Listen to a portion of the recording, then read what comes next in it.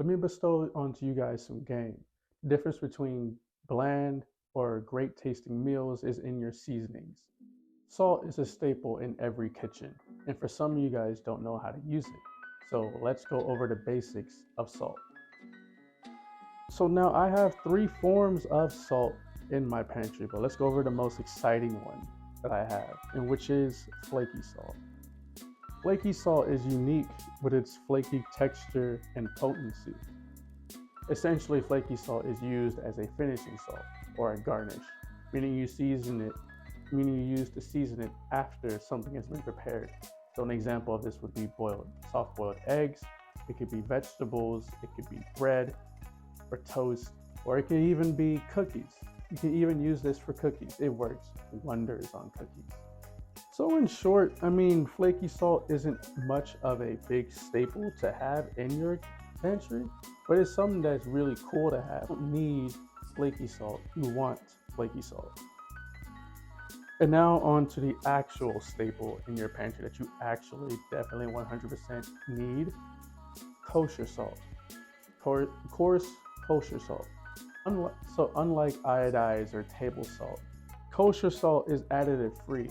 No iodine, no any chemicals that'll enhance or prolong the life of kosher salt.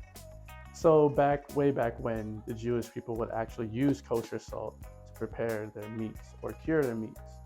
And it worked its way into the professional kitchens and worked its way into our homes. It's recommended by chefs across the world, so we most definitely need to have kosher salt in our pantries. And for application use, it's salt. This salt is, you can use this on anything from seasoning like your steaks, your chicken, your fish, your vegetables, even your fruits. You can even use this to season watermelon. This brings out the intensity of your watermelon. Try that out. And finally, let's go and move on to fine sea salt. So this is fine sea salt in all of its glory. The granulars are very, very fine and pure compared to coarse kosher salt and flaky salt.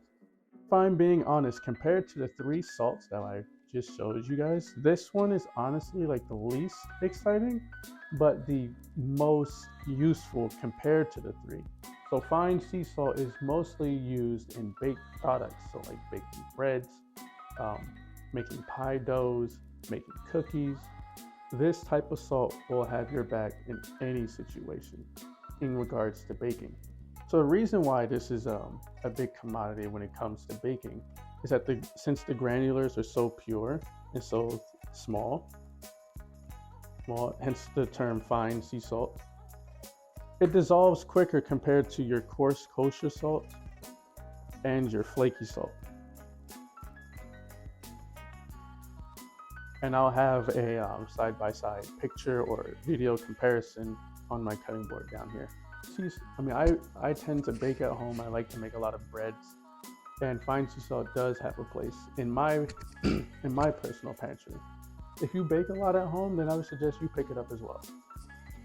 As we wrap up here, I have a few bonus tips. So let's say if you're making a soup or a stew and it's overly salty. So what you'll do is you'll peel a whole potato, Idaho, russet, Congo, doesn't really matter. Place it in your soup. If there's no need for potatoes, then take it out. So what you're going to do is you're going to have your peeled potato in your soup or stew. Let it sit there for 10 to 15 minutes. The potato will actually absorb all the saltiness, and then when you fish it out, taste it again, and then the salt level should come down.